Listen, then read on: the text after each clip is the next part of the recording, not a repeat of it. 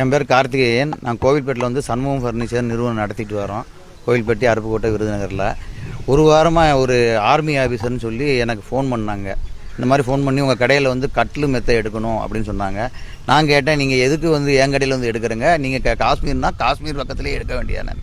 இல்லைங்க, என்னுடைய ஃப்ரெண்டு ஒருத்தர் சாத்தூரில் இருக்கார், அவருக்கு நாங்கள் கிஃப்ட் கொடுக்கணும், அதனால தான் உங்கள் கடையை நாங்கள் செலக்ட் பண்ணியிருக்கோம். இன்டர்நெட் வழியாக பார்த்தோம், நீங்கள் தான் ரேட்டிங்கில் வந்து 4.7 அந்த மாதிரி இருக்கிறங்க அப்படின்னு சொன்ன உடனே அவனுக்கு மாடல்ஸ் பூரா அனுப்பி வச்சேன். காட்டு மாடலு எல்லாம் அதை உடனே அனுப்பலை, ஒரு 2 நாள் லேட்டாக தான் அனுப்புனேன்.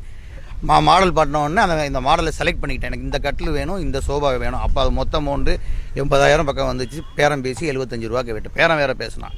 75,000க்கு பேரம் பேசி முடிச்சுட்டு நான் விட்டுட்டேன். ஒரு நாள் நேற்று சாயங்காலம் திருப்பி எனக்கு உங்களுக்கு நான் பணம் அனுப்பிடுறேன், சோபா செட்டு எந்த கலராக இருந்தாலும் பரவாயில்ல, உடனே இம்மிடியேட்டாக நாளைக்கு டெலிவரி பண்ணுங்க அப்படின்னு சொன்னான்.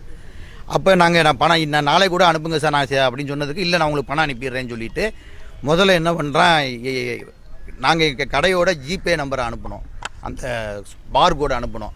அந்த பார்கோடை அவன் ஸ்கேன் பண்ணி பார்த்துட்டு, இதில் நாங்கள் பணம் அனுப்ப முடியாது, இல்லை சார் கரண்ட் அக்கௌண்ட்டில் தான் நீங்கள் பணம் அனுப்பணும், இது வேறு இதுலேயும் அனுப்பாதங்க அப்படின்னு சொன்னோம். இல்லை நீங்கள் எனக்கு எங்கள் மெத்தாலஜியில் நாங்கள் அதில் அனுப்ப முடியாது, உங்கள் பர்சனல் அக்கௌண்ட் நம்பரை கொடுங்க அப்படின்னா, நான் டிரைவிங்கில் இருந்தாலும் என் மகன் நம்பரை கொடுத்தேன். அவன் பேர் அருண்குமார். அவன் நம்பரை கொடுத்தோன்னா முதல்ல அவன்கிட்ட பேசிட்டு நாங்கள் உடனே ஆஃப் பண்ணிட்டோம். அவன்கிட்ட பேசி ₹1 முதல்ல உனக்கு வந்துருச்சான்னு பாருங்கள் அப்படின்ட்டு இருக்கான். அவன் ₹1 வந்துருச்சு சார் அப்படின்ட்டு இருக்கான். திருப்பி ₹1 அவங்களுக்கு அனுப்பிட்டு ₹1 வந்துருச்சான்னு பாருங்கன்னு இருக்கான். மொத்தம் ₹2 அக்கௌண்ட்டில் வந்திருக்கு.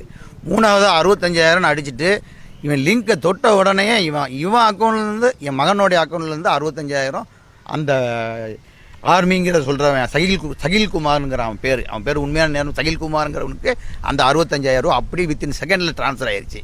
உடனே என் மகன் பதறி போய் அவனுக்கு திருப்பி ஃபோன் பண்ணுறான். என்ன சார் நீங்கள் ₹1 என் அக்கௌண்ட்டுக்கு வந்துச்சுன்னு சொன்னாங்க, இப்போ எனக்கு 65,000 உங்கள் இதுக்கு போயிருக்குன்னு சொன்ன உடனே திருப்பி நிறைய லிங்க் அனுப்புகிறான். 30,000, 35,000, 15,000, 17,000.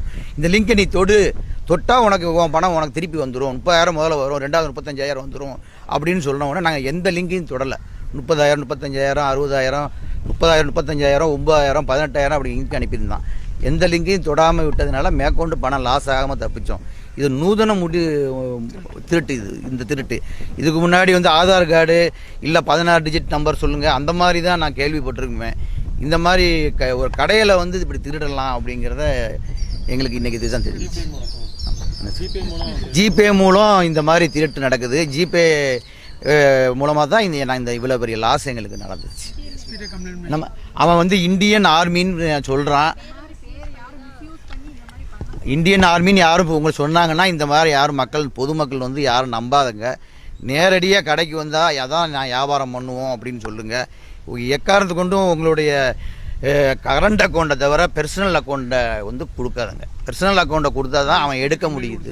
இப்போ எஸ்பிக்கு வந்து நாங்கள் கம்ப்ளைண்ட் கொடுத்துருக்கோம்.